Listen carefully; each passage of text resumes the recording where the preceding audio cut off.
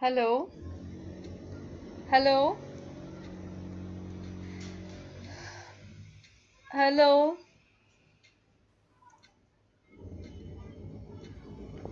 Hello. Hello.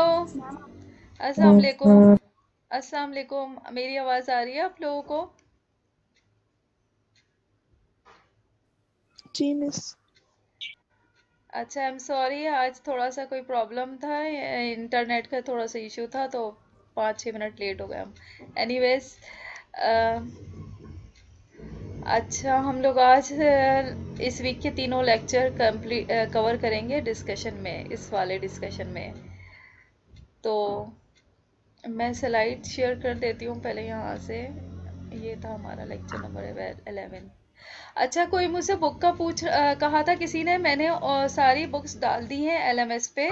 ठीक है, वहाँ पर उसके लिंक शेयर हैं, तो आप लोग काइंडली ज़रा, students are required to check their LMS regularly. ठीक है, तो सारे बुक्स के लिंक्स वहाँ से मिल जाएंगे। लेकिन on your request I also have shared PDF version of Lippincott's. ठीक है, तो वो जो लिपिन कॉर्ड्स मैंने व्हाट्सएप पे आप लोग को शेयर किए। ठीक है, तो व्हाट्सएप पे मैंने आप लोगों को लिपिन कॉर्ड शेयर किए हैं।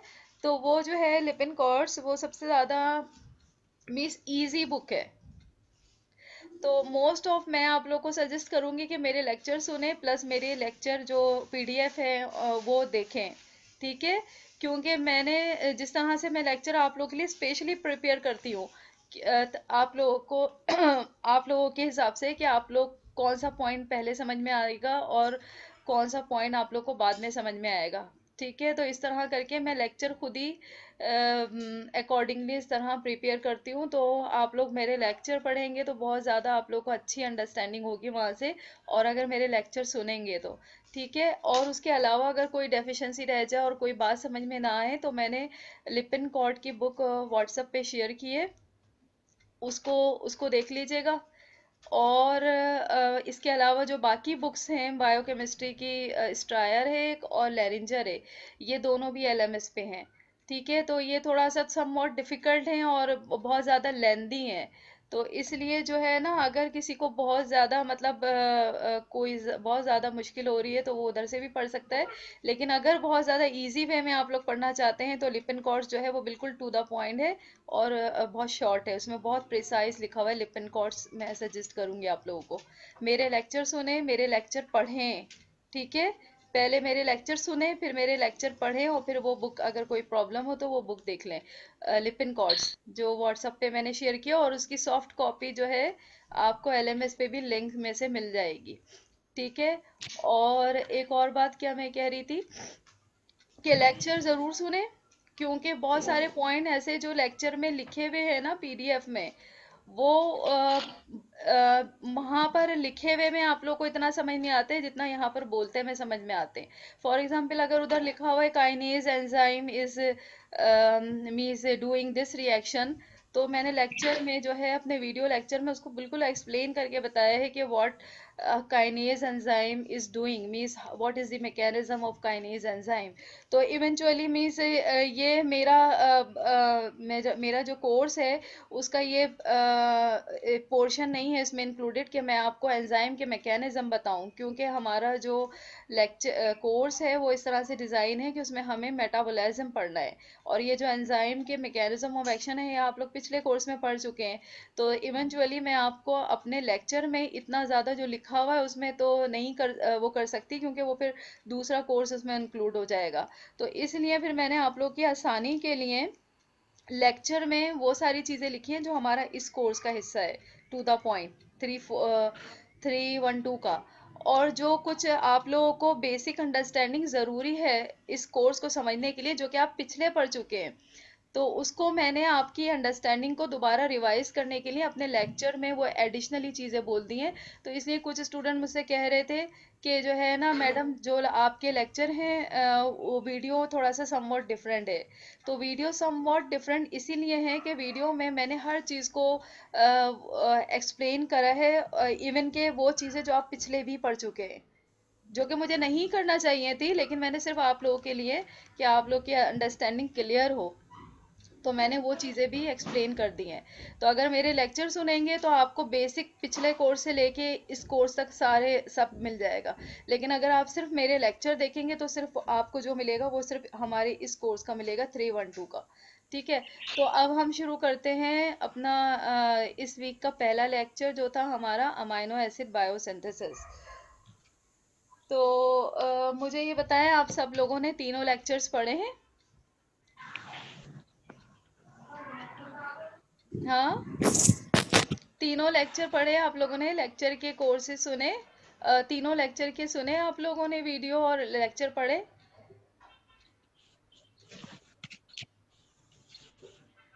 Yes miss. समझ में आए हैं सारे?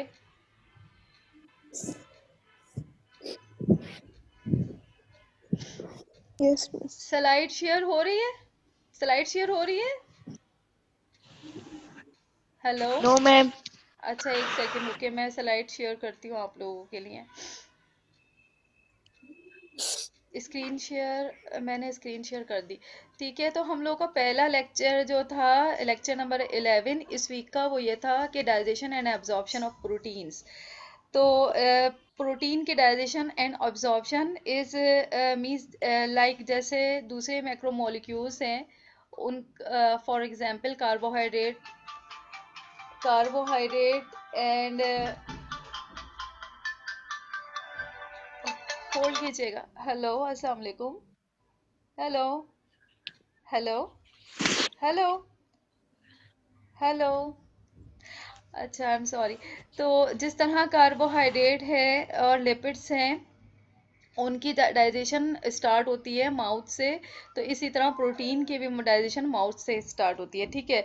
हर मैक्रो मॉलिक्यूल के डाइजेशन को समझने के लिए, उसकी एब्जॉर्प्शन को समझने के लिए सबसे पहले आपको उसका बेसिक स्ट्रक्चर पता होना चाहिए। इसलिए मैंने हर लेक्चर के पहले थोड़ा सा बेसिक चीज़ें आप लोगों को बताई हैं। तो एज अ प्रोटीन, प्रोटीन क्या है? मैक्रो मॉलिक्यूल्स हैं और ये सिंपल अमाइनो एसिड्स एक दूसरे के साथ ज्वाइंट होते हैं, और ये ज्वाइन होके एक चेन बनाते हैं जिसको हम कहते हैं polypeptide chain. Means polypeptide chain कहते हैं इसे हम। पॉलीपेप्टाइड चेन क्यों कहते हैं? क्योंकि इसमें मल्टीपल पेप्टाइड बॉन्ड्स होते हैं। अच्छा, एक बात और, मैं जो लेक्चर में मैम बिल्कुल, मैम आवाज बहुत कट कट के आ रही है। हाँ, यहाँ पर इंटरनेट का बहुत इशू हो रहा है। इवन कि I am ma'am using my, students को अलाउ कर दें। अच्छा अच्छा, even I am using my own device and उसके बाद यहाँ पर इंटरनेट का बहुत इशू है। तो कोई बात नहीं है, अगर कुछ प्रॉब्लम हो रही है ना, आप लोग को रिकॉर्डेड लेक्चर मिल जाएगा। स्टूडेंट्स है ही नहीं है, मैंने अलाउ किए हुए सबको। अ,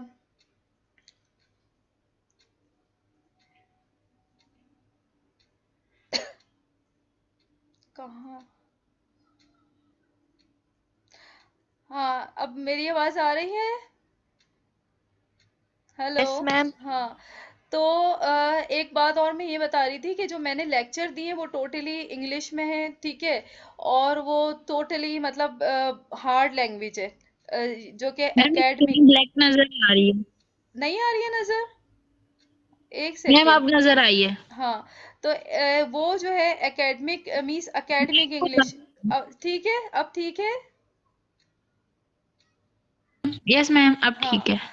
तो जो मेरे लेक्चर्स हैं वो टोटली फुल इंग्लिश में हैं, और दूसरा वो एकेडमिक वे में है।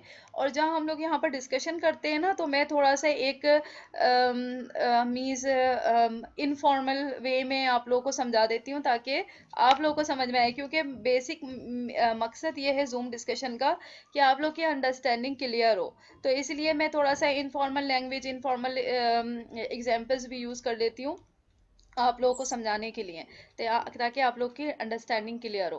तो don't need to be worry about the lectures language के, उसमें पूरी इंग्लिश है तो समझ में नहीं आएगी। जो कुछ आपको वहाँ पर क्लियर नहीं होता है वो यहाँ हो जाएगा। ठीक है। तो प्रोटीन को हम ये प्रोटीन के अमाइनो एसिड जब एक दूसरे से ज्वाइन होते हैं वाया पेप्टाइड बॉन्ड, तो ये पॉलीपेप्टाइड चेन बनाते हैं। ठीक है। इसको हम पॉलीपेप्टाइड चेन क्यों कहते हैं? क्योंकि इसमें मल्टीपल पेप्टाइड बॉन्ड्स होते हैं। ठीक। तो अच्छा, मुझे कोई ये बताए कि अफीफा, आप ये बताइए कि अगर एक अमाइनो एसिड में फॉर एग्जांपल यहाँ पर जैसे आपको स्क्रीन नजर आ रही होगी, यहाँ पर एक और अमाइनो, ये दो अमाइनो एसिड हैं जो पेप्टाइड बॉन्ड से ज्वाइंट है। अगर यहाँ पर एक और अमाइनो एसिड होगा, यानी कि अगर ये स्मॉल हमारी जो चेन होगी पॉलीपेप्टाइड की, तो इसमें अगर 3 अमाइनो एसिड होंगे तो इसमें कितने पेप्टाइड बॉन्ड होंगे? ये आइडिया है आपको? Ma'am can I? देखें, अगर दो यहाँ पर आपको स्क्रीन नजर आ रही है, यस मैम। ये दो अमाइनो एसिड हैं जो कि एक पेप्टाइड बॉन्ड से यस मैम। ज्वाइंट हुए में, ठीक है। Yes ma'am. Assuming that here is an other amino acid, और यहाँ पर एक और पेप्टाइड बॉन्ड से एक और अमाइनो एसिड ज्वाइन है, तो इसमें कितने अमाइनो एसिड हो गए? 3 अमाइनो एसिड हो गए ना।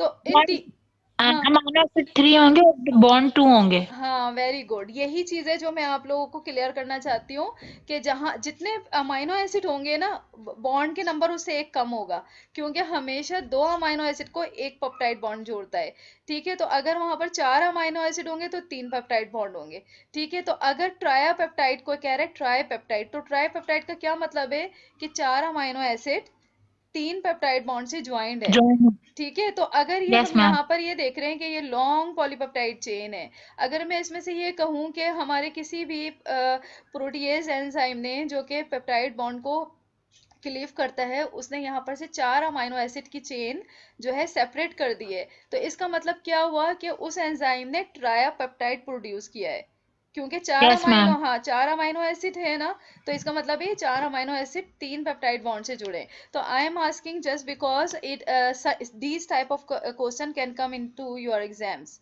ठीक है।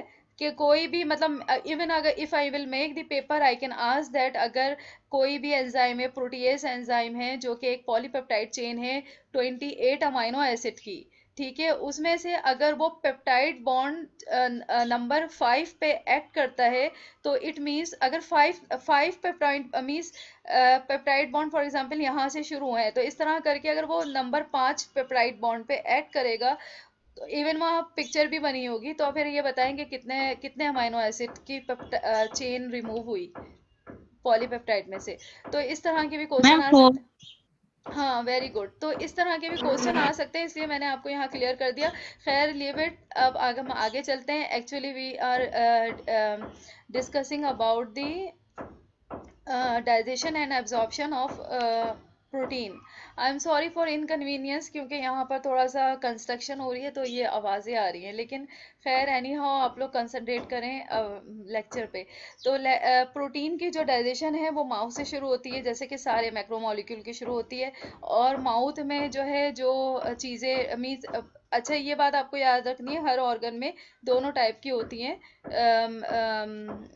डाइजेशन, मैकेनिकल भी और मैकेनिकल और केमिकल भी, केमिकल। ठीक है। तो अगर एग्जाम्स में आता है तो आपको दोनों टाइप की वो करनी है, डिस्कस करनी है कि कौन सी ऑर्गन में मैकेनिकल में क्या हो रहा है और केमिकल में क्या हो रहा है, ठीक है। तो ये हो गया। और अच्छा, अब ये है कि स्टमक में, माउथ में सलाइवा होता है, और माउथ की हमारी जॉ की जो मसल्स है उनकी मूवमेंट होती है। देन हाइड्रोक्लोरिक, स्टमक में हाइड्रोक्लोरिक एंजाइम होता है एंड पेप्सिन पिप्सिन होता है। अच्छा, जितने भी एंजाइम्स होते हैं जो प्रोटीन को डाइजेस्ट करते हैं और पेप्टाइड बॉन्ड को क्लीव करते हैं, वो दीज आर प्रोटीएज एंजाइम, ठीक है। और इनका मैकेनिज्म क्या होता है? हाइड्रोलाइटिक होते हैं ये, ठीक है। ये हाइड्रोलाइटिक एंजाइम क्या करते हैं? हाइड्रोलाइटिक का क्या मतलब है? हाइड्रोलाइटिक, महम आप बताइए, hydrolytic what does it mean? Hydrolytic, hydrolytic cleavage, what does it ma'am mean? It means के वो मैम वाटर का मॉलिक्यूल रिमूव होता है। ब्रेक डाउन होती है वाटर मॉलिक्यूल की। नहीं नहीं, रिमूव होते हैं। हाइड्रोलाइटिक क्लीवेज करते हैं पेप्टाइड बॉन्ड का, what does it mean? Miss add करते हैं। मैम वाटर का एक मॉलिक्यूल रिमूव होगा और रिमूवल ऑफ वाटर। वही मैं भी कह रही हूँ कि रिमूव होगा वाटर का मॉलिक्यूल, ब्रेक नहीं डाउन होगा और रिमूव होगा। मिस नहीं, addition of molecule of water. हाँ, ये किसने जवाब दिया? Very carbon good. मिस किसने? Hadiya. Hadiya, Hadiya. Very good. 2 marks हो गए आपके, ठीक है। तो ये hydrolytic cleavage of peptide bond, यही तो चीजें छोटी छोटी छोटी जो आप लोग कंफ्यूज होंगे और एग्जाम में गलत करेंगे। वो जो आप कह रहे हैं ना वाटर रिमूव होना, वो डिहाइड्रेशन रिएक्शन होता है। ये don't confuse in okay dehydration ma'am. And hydrolytic cleavage. Dehydration reaction मैंने बहुत सारे आप लोगों को साइकिल्स में बताया पहले भी, और अब आगे भी आएगा, इस वाले इसमें भी आएगा, टॉपिक में भी। डिहाइड्रेशन जो रिएक्शन होते हैं उनमें वाटर का मॉलिक्यूल रिमूव होता है, ठीक है। और पेप्टाइड बॉन्ड का जो जितने भी प्रोटीएज एंजाइम होते हैं, ये ट्रिप्सिन, यहाँ पर देखें ये काइमोट्रिप्सिन, ट्रिप्सिन, पिप्सिन, ये जितने भी एंजाइम है प्रोटीन को जो डाइजेस्ट करते हैं उनको कहते हैं प्रोटीएजेस, ठीक है। उनकी एक कॉमन क्लास के एंजाइम है, उस क्लास ऑफ एंजाइम को क्या नाम है, प्रोटीएजेस, ठीक है। और जितने भी प्रोटीएजेस एंजाइम हैं, these are doing hydrolytic cleavage, means ये वाटर मॉलिक्यूल को ऐड करते हैं between the peptide bond, in the peptide bond, और क्या करते हैं, और बॉन्ड को रिमूव करते हैं, मीन्स बॉन्ड को ब्रेक करते, सही। तो ये हाइड्रोलाइटिक क्लीवेज होता है इनका। पेप्टाइड जो है वो, ये जितने भी प्रोटीएज एंजाइम है। और अब यहाँ से हम ये देखेंगे कि ये किस तरह से प्रोटीन की डाइजेशन होती है। अच्छा, मैम इसमें वाटर ऐड होता है? कोई मुझे ये समझाए, ये वाली पिक्चर, और सबको समझाए ये। This is the overview of protein digestion. who will make me understand this? Ma'am can I? Ma'am मैं मिस में बताऊं? आई। एक सेकंड में ये किसकी आवाज थी मेरे पास अभी? मैम मैं बताऊं? आप मैंने बताएं भी बताएं, ये समझाएं, सबको समझाएं, मुझे भी समझाएं और सबको समझाएं। What you are understanding from this picture? Ma'am मैं बताऊं या हादिया? नहीं नहीं, आप बताएं, हादिया इसके बाद बताएंगी। Okay ma'am. पहले अपना नाम बताएं और ये सब बताएं, पूरा मुझे समझाएं और सबको समझाएं, महानूर। और जरा जोर मैम तेज आवाज में, महानूर। हाँ जी, जल्दी।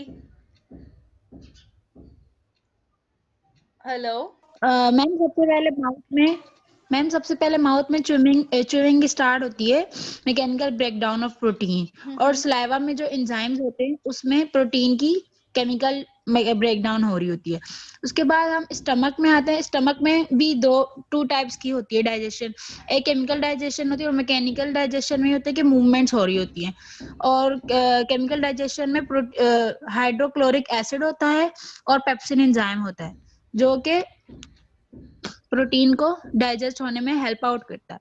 फिर उसके बाद मैम हम इंटेस्टीन में आते हैं। इंटेस्टीन में क्या होता है, पॉलीपेप्टाइड्स जो चेन्स होती हैं वो ब्रेक डाउन होती है अमाइनो एसिड में, और वो डाइपेप्टाइड्स और ट्राइपेप्टाइड्स बाय प्रोटीन डाइजेस्टिंग एंजाइम, मतलब जो प्रोटीन के डाइजेस्टिंग एंजाइम होते हैं वो उसको डाइपेप्टाइड्स और ट्राइपेप्टाइड्स में कन्वर्ट करते रहते हैं, ठीक। उसके बाद मैम हम इंटेस्टीन में उसके बाद हम फॉर में अगर हम देखें तो ट्रांसपोर्ट प्रोटीन्स होती हैं जो डाइपेप्टाइड्स और ट्राइपेप्टाइड्स को की मूवमेंट करवाती हैं। मैम उसमें इंटेस्टिनल सेल होते हैं, विलाय होते हैं, उनमें मूवमेंट करवाती हैं। फिर उसके बाद मैम क्या होता है कि म्यूकोजल सेल होते हैं जो माइक्रोविलाय से मूवमेंट होती है। माइक्रोविलाय से डाइपेप्टाइड्स और ट्राइपेप्टाइड्स की मूवमेंट होती है, और वो म्यूकोजल सेल में एंटर होते हैं। वहां पे मैम वो ब्रेक डाउन होते हैं सिंगल अमाइनो एसिड में। जो डाइपेप्टाइड्स और ट्राइपेप्टाइड मॉलिक्यूल होते हैं वो मतलब जिस तरह सारे amino acid one single amino acid में कन्वर्ट होते रहते हैं। मैम जब वो सिंगल अमाइनो एसिड में हर डाइपेप्टाइड और ट्राइपेप्टाइड का मॉलिक्यूल जब सिंगल अमाइनो एसिड में कन्वर्ट हो जाता है, तो फिर उसके बाद वो मूव करता है। मूव कहाँ करता है, लिवर के पास। म्यूकोजल सेल से प्रोटीन जो अमाइनो एसिड होते हैं वो मूव करते हैं ब्लड में। ब्लड स्ट्रीम में मूव करते करते वो लिवर के पास जाते हैं, जो कि मैम रेगुलेट्स करता है डिस्ट्रीब्यूशन ऑफ अमाइनो एसिड को पूरी बॉडी में अमाइनो एसिड को डिस्ट्रीब्यूट करता है लिवर। हाँ, वेरी गुड। अच्छा, एक और बात। मैम जो और जो डाइटरी प्रोटीन्स होते हैं वो फीसेस में लॉस हो जाते हैं। स्मॉल अमाउंट जो डाइटरी प्रोटीन होते हैं जो कि बॉडी के लिए इतने यूजफुल नहीं होते, वो लॉस हो जाते हैं। Very good. अच्छा, एक और बात, ये जो गैस्ट्रिक जूसेस होते हैं इसमें HCl होता है, ठीक है। HCl होता है, why yes HCl ma'am. is necessary for why HCl is necessary, मतलब HCl क्यों होता है यहाँ पर, क्या HCl का मैम वो डाइजेशन में क्या रोल है प्रोटीन की? मैम जो पेप्सिन होता है ना, वो अपनी डीएक्टिव फॉर्म में होता है नॉर्मली, लेकिन जब डाइजेशन स्टार्ट होती है तो हाइड्रोक्लोरिक एसिड की जो प्रेजेंस होती है वो हाँ उसको एक्टिव करवाती है ताकि वो प्रोटीन्स को डाइजेस्ट कर सके। और वो आमतौर पे इसलिए डीएक्टिव होता है क्योंकि हमारी जो स्टमक की लाइनिंग है वो भी प्रोटीन से बनी होती है। तो अगर वो नॉर्मली एक्टिव रहे तो वो डाइजेस्ट करना शुरू कर दे अपनी बॉडी के मतलब सेल्स अमाइनो एसिड्स को ब्रेक डाउन करना शुरू कर दे, तो इसलिए वो डीएक्टिव फॉर्म में होता है। लेकिन जब डाइजेशन स्टार्ट होती है तो HCl की मौजूदगी की वजह से वो एक्टिव हो जाता है पेप्सिन। Very good. अच्छा, हाँ, ये वाला इसका रीजन था। और दूसरा एक मोर हम अगर इसको एक्सप्लेन करें कि एंजाइम को वर्क करने के लिए ऑप्टिमम पीएच चाहिए होती है, ठीक है? तो ये HCl ना पीएच मेंटेन करता है। पीएच क्या होती है? एसिडिटी और बेसिसिटी, ठीक है? तो वो acidic environment yes provide ma'am. करता है एंजाइम्स को टू स्टार्ट वर्क, ठीक है? तो हर एंजाइम जो है एक ऑप्टिमम ओके मैम। पीएच पे वर्क करता है। तो ये HCl जो है और ख़ास तौर पे ये जो जितने भी प्रोटीएस एंजाइम होते हैं जो कि प्रोटीन की ब्रेक डाउन में इन्वॉल्व होते हैं, यस वो मैम। एसिटिक पीएच में वर्क करते हैं। ये हो गया यहाँ पर क्लियर। अच्छा, मैं ज़रा पीछे जाती हूँ क्योंकि यहाँ पीछे मुझे लग रहा है आप लोगों का कॉन्सेप्ट क्लियर नहीं हुआ। ये हम बात कर रहे थे ना वाटर की रिमूवल की और किस तरह प्रोटीएस एंजाइम वर्क करते हैं। तो अगर हम यहाँ पर देख रहे हैं, देखें ये 2 अमाइनो यस एसिड मैम। हैं, ठीक है? ये 2 अमाइनो एसिड है ना, तो 2 अमाइनो एसिड जब एक दूसरे से ज्वाइन होते हैं तो वाटर का मॉलिक्यूल रिमूव होता है और ये पेप्टाइड बॉन्ड बना लेते हैं। और वाटर का मॉलिक्यूल कहाँ से रिमूव होता है? ये एक अमाइनो एसिड है, इसमें कार्बोक्सिलिक एसिड ग्रुप है, एक अमीनो ग्रुप है, एक यस मैम। हाइड्रोजन है और एक आर चेन है। हर अमीनो एसिड में ये आर चेन डिफरेंट यस होगी, मैम। ठीक है? लेकिन ये 3 चीजें एक जैसी होंगी, 3 ग्रुप्स। अब अगर 2 अमीनो यस एसिड मैम। को ज्वाइन होना है तो यहाँ से क्या होगा, एक अमीनो एसिड का हाइड्रोक्सिल रिमूव होगा और दूसरे अमीनो एसिड का हाइड्रोजन एक एटम रिमूव होगा। तो ये in the form of water remove हो जाएगा, H2O means H H 1H yes 2H ma'am. H2 और 1O इधर यस से। मैम। तो ये एक वाटर का मॉलिक्यूल रिलीज होगा तो एक पेप्टाइड बॉन्ड बन जाएगा। और पेप्टाइड बॉन्ड किसके बीच में बनता है? ये देखें, C और N, ठीक है? ये पेप्टाइड बॉन्ड है, yes ma'am. C double bond O और bond N, this is the peptide bond, ठीक है? ये वाला जो बीच का C और N के बीच में, ये है पेप्टाइड बॉन्ड। अब हमने ये बात की थी कि जो प्रोटीएस एंजाइम है वो हाइड्रोलाइटिक क्लीवेज कराते हैं, ठीक है? This is the synthesis of polypeptide chain. और प्रोटीएस एंजाइम क्या कराते हैं? हाइड्रोलाइटिक क्लीवेज कराते हैं पेप्टाइड बॉन्ड का by the addition of a water molecule between a bond. तो जब अगर आप लोग ये सोचें कि जब ये दोनों अमीनो एसिड ज्वाइन हुए थे तो इन्होंने एक वाटर का मॉलिक्यूल रिमूव करके पेप्टाइड बॉन्ड बनाया था। तो अब इस पेप्टाइड बॉन्ड यस को मैम। तोड़ने के लिए, ठीक है, क्या हमें करना होगा? वाटर का मॉलिक्यूल ऐड करना होगा, ठीक है? तो ऐड यहाँ करना पर होगा। प्रोटीएस एंजाइम इस इन दोनों के बीच में, यानी कि इस पेप्टाइड बॉन्ड के बीच में एक वाटर मॉलिक्यूल यहाँ पर ऐड करते हैं। तो इसका क्या मतलब है कि इसके बीच में ऐड करते हैं? इसका मतलब ये है कि इन दोनों मॉलिक्यूल में एक वाटर मॉलिक्यूल जब आएगा इन दोनों के बीच में तो क्या होगा? एक मैम क्लीव। हाइड्रोक्सिल इसके साथ हो जाएगा ऐड और हाइड्रोजन इसके यस साथ ऐड हो मैम। जाएगा। तो जब ये ऐड हो जाएगा तो बॉन्ड कैसे ब्रेक होगा? क्योंकि यहाँ पर इसके पास एक वैलेंसी होएगी नहीं, मतलब एक खाली शेल होगा नहीं जिसमें जो इन दोनों को साथ मर्ज करके बॉन्ड बना सके। तो ये वाटर के यहाँ यस पर मैम। ऐड होने की वजह से, यानी कि वाटर क्या है, मी समझ आप लोग कह लें कलेक्शन ऑफ एटम। और कौन से atom? Hydrogen atom and oxygen atom. तो जब ये water in the yes ma'am. Hydrogen and oxygen atom in the form of water molecule will add here in this bond, between this bond, तो क्या होगा? ये दोनों सेपरेट हो जाएंगे। तो ये होता है काम प्रोटीएस एंजाइम का। वो क्या करते हैं कि एक वाटर मॉलिक्यूल को ऐड करा देते हैं पेप्टाइड बॉन्ड के बीच में। सही। तो अब आप लोगों का कॉन्सेप्ट क्लियर हो गया कि पेप्टाइड बॉन्ड जो होते हैं वो हाइड्रोलाइटिक क्लीवेज कराते हैं। सही। और जब ओके मैम। हाइड्रोलाइटिक क्लीवेज कराते हैं और पेप्टाइड बॉन्ड को ब्रेक करते हैं, और जब पेप्टाइड बॉन्ड बनता है सही है। प्रोटीएज एंजाइम हाइड्रोलाइटिक क्लेवेज कराते हैं, पेप्टाइड बॉन्ड को ब्रेक करते हैं by the addition of a water molecule. ठीक है, जब पेप्टाइड बॉन्ड टूटता है तो वाटर मॉलिक्यूल ऐड होता है, जब पेप्टाइड बॉन्ड बनता है तो वाटर मॉलिक्यूल रिमूव होता है। सही। तो अब हो यस मैम। गया सब लोगों का यस मैम। कॉन्सेप्ट क्लियर, ये था कॉन्सेप्ट इसके बीच में। अच्छा, एक और इम्पॉर्टेंट बात इस लेक्चर में वो ये है कि हमारी बॉडी में जितनी भी प्रोटीन सिंथेसाइज होती है तो उसका एक थोड़ा सा हिस्सा जो फ्यू फ्यू मतलब परसेंटेज, फॉर एग्जांपल 1% या मतलब 1/4 part of all the protein that synthesize in our body, वो क्या होती है, हमारे लीवर में होती है। ठीक है, तो वो क्या करती है, उसका टर्न ओवर होता रहता है। टर्न ओवर का मतलब क्या है, जितनी सिंथेसाइज होती है उतनी यूज हो जाती है for the synthesis of other protein in our body, other body part rather than liver. ठीक है, तो ये होता है मीन्स टर्न ओवर का मतलब ये होता है कि नेवर रिप्लेनिश कोई भी, for example this is the 1% protein that is present in our liver, और इसको हम कहते हैं प्रोटीन का पूल। ठीक है, यानी कि एक कलेक्शन है प्रोटीन की, सॉरी अमाइनो एसिड की। सही, जब प्रोटीन के पेप्टाइड बॉन्ड टूट जाते हैं, अमाइनो एसिड सेपरेट हो जाते हैं, तो वो सेपरेट अमाइनो एसिड कहाँ पर चले जाते हैं, लीवर में। और लीवर में उनका एक पूल होता है, पूल क्या मतलब कलेक्शन होती है। और उस कलेक्शन में क्या होता है कि उनमें से अमाइनो एसिड यूज जितना यूज होते हैं ना, उतना मतलब मुसलसल प्रोटीन की कैटाबॉलिज्म होते रहती है।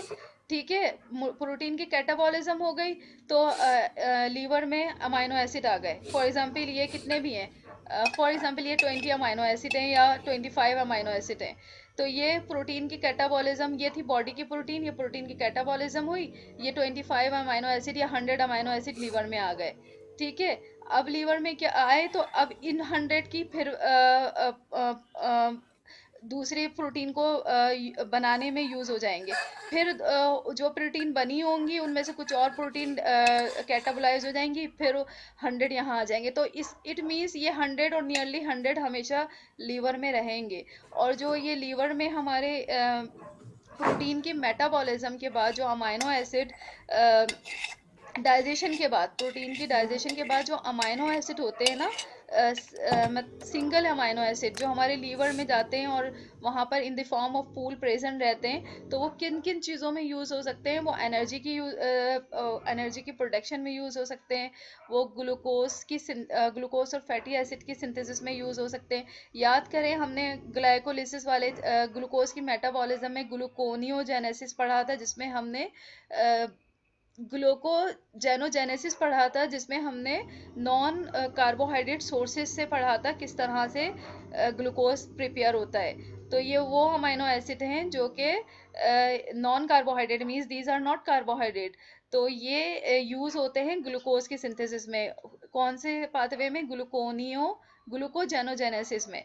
ठीक है, और ये जो अमाइनो एसिड है जो हमारे लीवर में in the form of pool होते हैं, ये और दूसरे बॉडी में मैक्रोमोलिक्यूल या कंपाउंड बनाने के लिए यूज होते हैं, मीन्स मॉलिक्यूल्स, ऑर्गेनिक मॉलिक्यूल्स जो जिनमें नाइट्रोजन होता है, क्योंकि amino acids are nitrogen containing compound.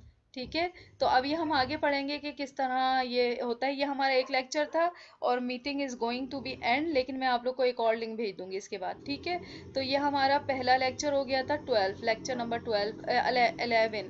तो अब हम देखते हैं लेक्चर नंबर 12 में क्या था।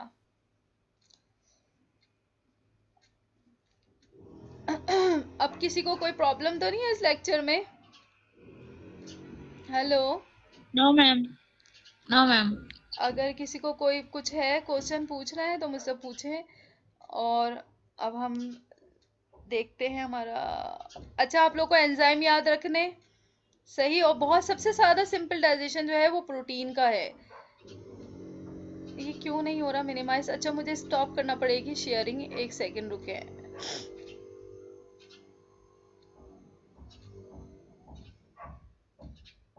स्टॉप हो गई शेयरिंग। Yes ma'am.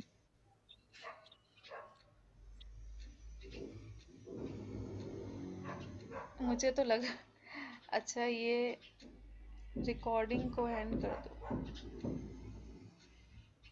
हाँ, तो अब हम लेक्चर नंबर 12 देखते हैं क्या है। तो ये है, बस आपको याद रखना है माउथ में अच्छा सलाइवा में आपने कहा था ना, सलाइवा में सलाइवा सिर्फ इसलिए होता है कि वो फूड को थोड़ा सा वेट कर दे। मीन्स सलाइवा का सिर्फ इतना काम होता है, ये याद रखना है आपको।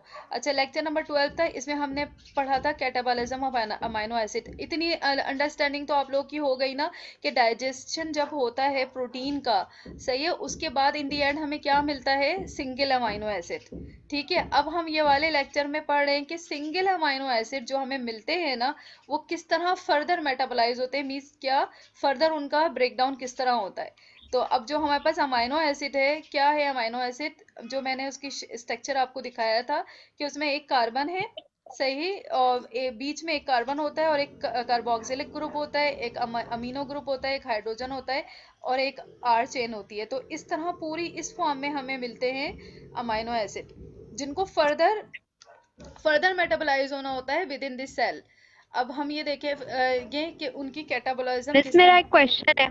जी मिस आपने वीडियो लेक्चर में स्टमक चर्निंग मूवमेंट के बारे में बताया था, तो वो हाँ, आप थोड़ा सा एक्सप्लेन कर सकती हैं?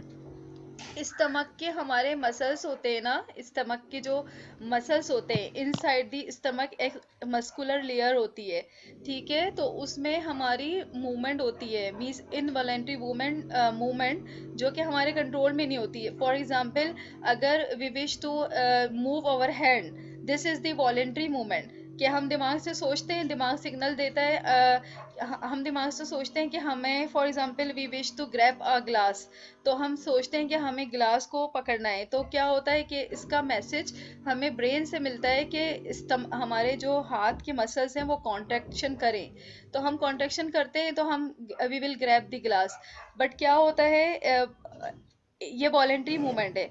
इनवॉलेंट्री मूवमेंट क्या होती है, it is not under our control, ठीक है, हमारे कंट्रोल में नहीं होती, इट इज ऑटोमेटिकली डिजाइन, ठीक है, तो ये ऑटोमेटिकली होती है। और क्या होता है इसमें कि स्टमक जो होता है, स्टमक हो गए, हमारे इंटेस्टीन हो गए, ये खुद इनमें एक टाइप की मूवमेंट होती है, मीन्स मसल्स कॉन्ट्रैक्ट होते रहते हैं, रिलैक्स होते रहते हैं, कॉन्ट्रैक्ट होते रहते हैं, रिलैक्स होते रहते हैं। तो इससे क्या होता है कि फूड जो है ना वो प्रेस होता है, और जो है अगेन एंड अगेन, तो it means divided into, break down into smaller pieces.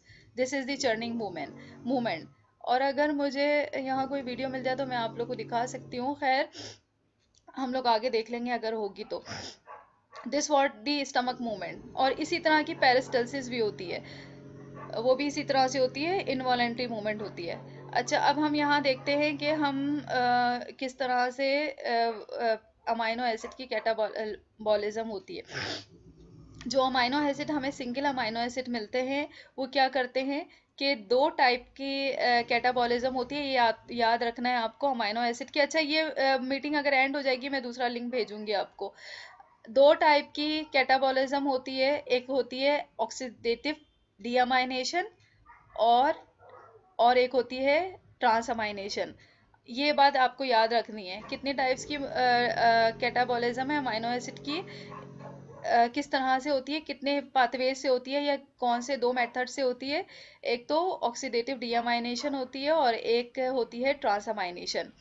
Oxidative डीअमाइनेशन में क्या होता है, जैसे डीअमाइनेशन, ऑक्सीडेटिव डीअमाइनेशन, डीअमाइनेशन का क्या मतलब है, पहले तो कोई मुझे ये बताए, एक सेकंड में। अमाइन ग्रुप रिमूव हो रहा है। हाँ, वेरी गुड।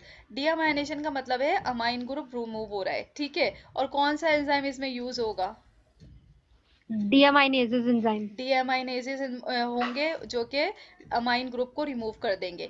अच्छा, ऑक्सीडेटिव का क्या मतलब है, ऑक्सीडेटिव जिस भी वर्ड के साथ लगा होगा तो इसका मतलब है वहां पर ऑक्सीडेशन भी हो रही है, ठीक है, ऑक्सीडेटिवली रिमूव हो रहा है, यानी कि कोई वहां पर से ऑक्सीडेशन क्या है, loss of hydrogen, loss of oxygen, तो वहां पर अमाइन ग्रुप के साथ साथ हाइड्रोजन भी रिमूव हो रहा है, इस तरह।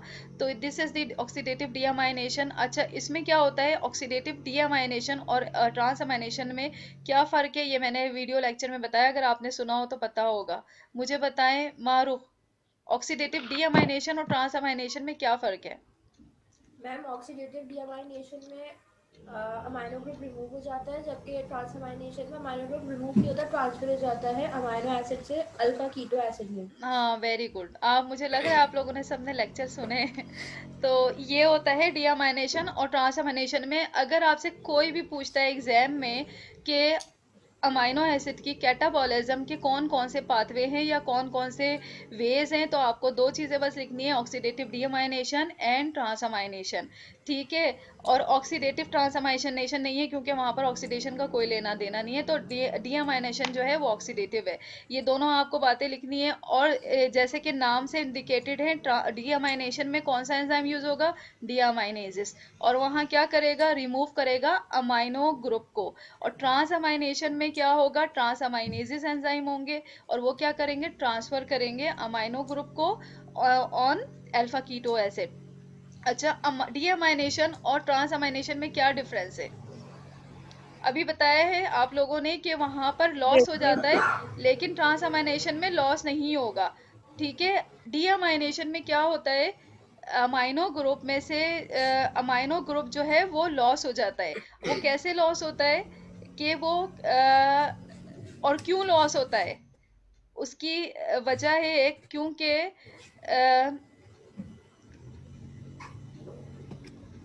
अच्छा, मैं एक सेकंड ये यहाँ से स्लाइड खोलूं ताकि आप लोग को समझ में आए। जो अमाइनो ग्रुप होता है वो कन्वर्ट हो जाता है अमोनिया में।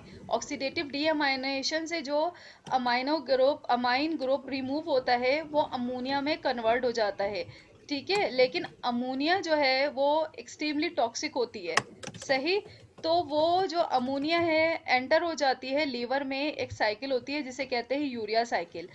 यूरिया साइकिल में जाके क्या होता है? वो अमोनियम कन्वर्ट हो जाती है यूरिया में, and then urea excrete out from your body.